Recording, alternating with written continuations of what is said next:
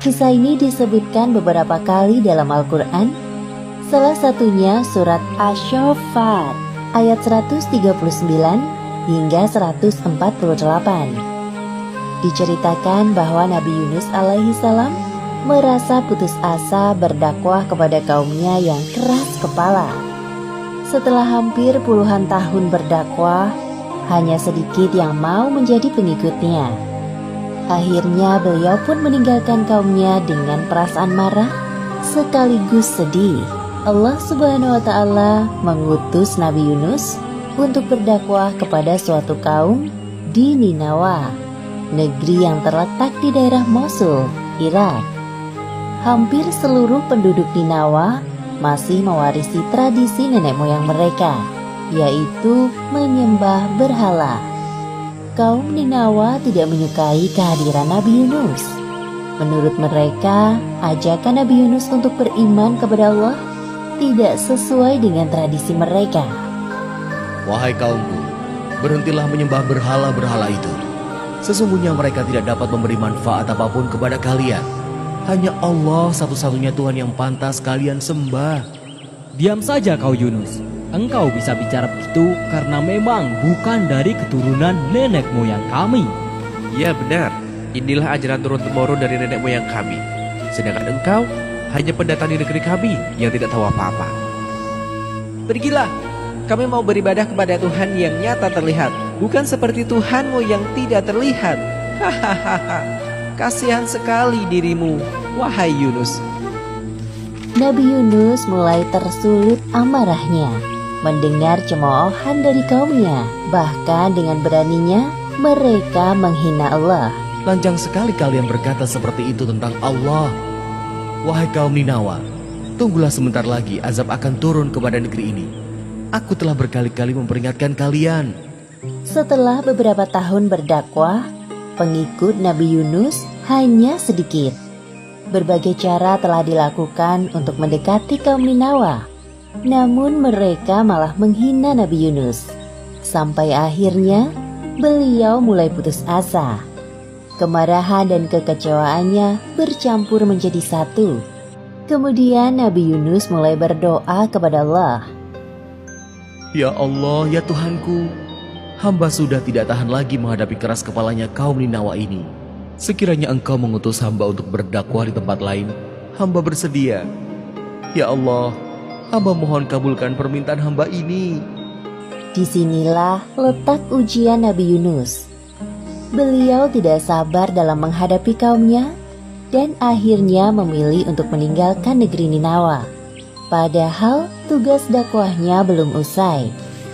Tak lama setelah kepergian Nabi Yunus, hal buruk terjadi pada kaum Ninawa.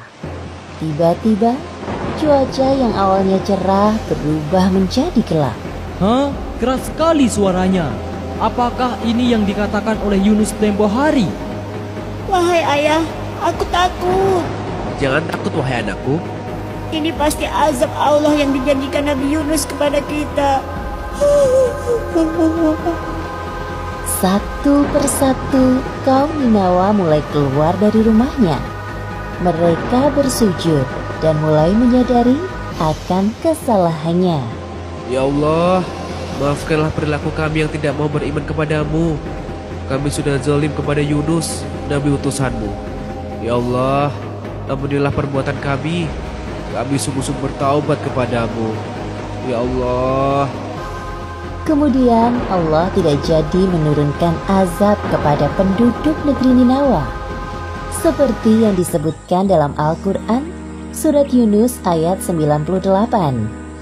Ketika mereka, kaum Yunus itu beriman, kami hilangkan dari mereka azab yang menghinakan dalam kehidupan dunia.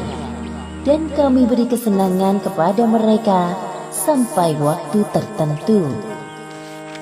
Sementara itu, Nabi Yunus telah berjalan cukup jauh. Sampailah beliau di tepi pantai. Langit sore nampak bersahabat. Terlihat di sana ada kapal yang akan berlayar. Kemudian, Nabi Yunus pun ikut masuk ke dalam rombongan kapal yang akan berlayar itu. Semua orang heran melihat penampakan seorang nabi di dalam kapal. Namun para penumpang tidak berani menyapa Nabi Yunus. Mereka hanya saling berbisik. Nahkoda menggerakkan kapal cukup cepat. Ketika berada di tengah lautan, seketika itu angin bertiup kencang dan menggoyangkan sebagian badan kapal.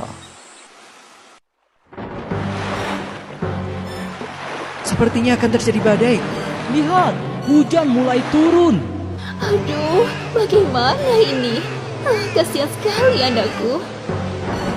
Maaf tuan-tuan, sepertinya kita harus mengeluarkan barang-barang agar kapal tidak tenggelam.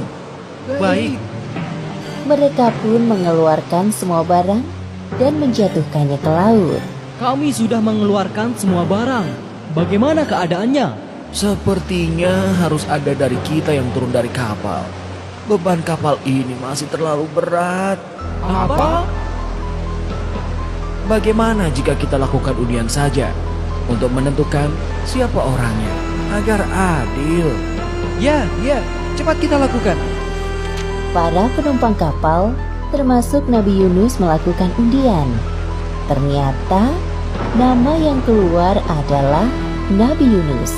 Hah? Tidak mungkin dia. Aku yakin dia adalah orang baik. Nabi pula. Bagaimana kalau kita undi lagi saja? Ya, undi saja lagi. Lakukan lagi.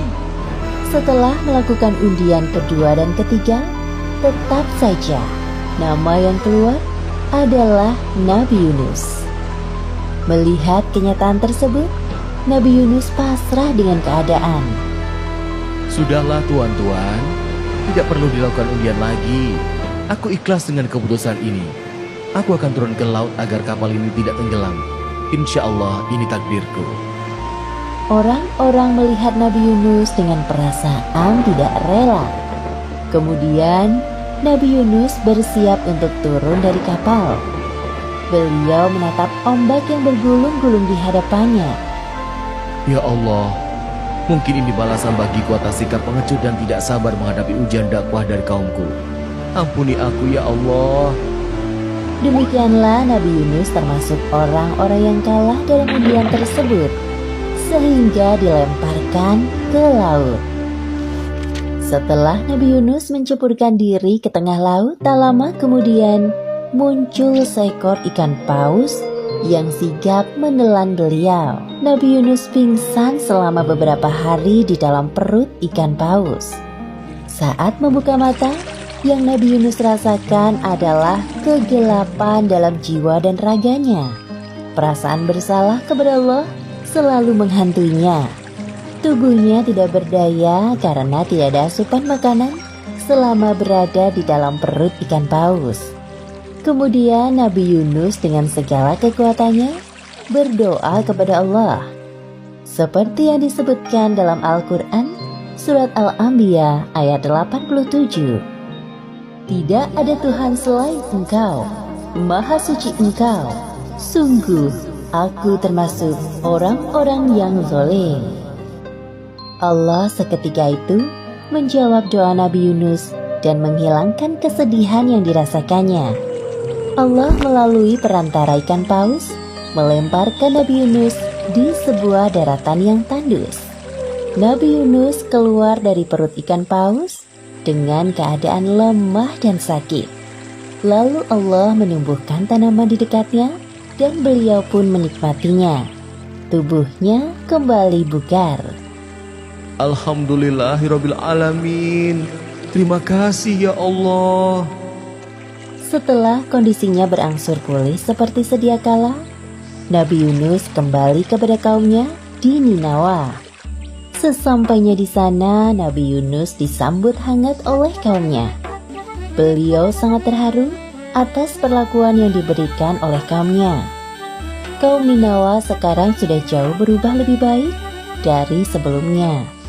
Mereka hanya beriman kepada Allah Subhanahu wa Ta'ala, seperti yang disebutkan dalam surat Asy-Syaffat ayat 147 hingga 148. Dan kami utus dia kepada 100.000 orang atau lebih, sehingga mereka beriman. Karena itu kami anugerahkan kenikmatan hidup kepada mereka hingga waktu tertentu. Demikianlah akhir kisah Nabi Yunus alaihi salam.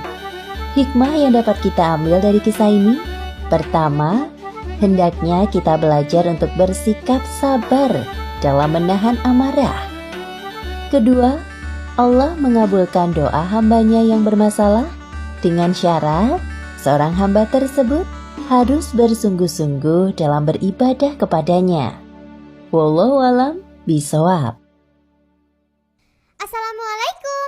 Kalau teman-teman belum subscribe, yuk klik tombol subscribe warna merah. Gratis loh. Jangan lupa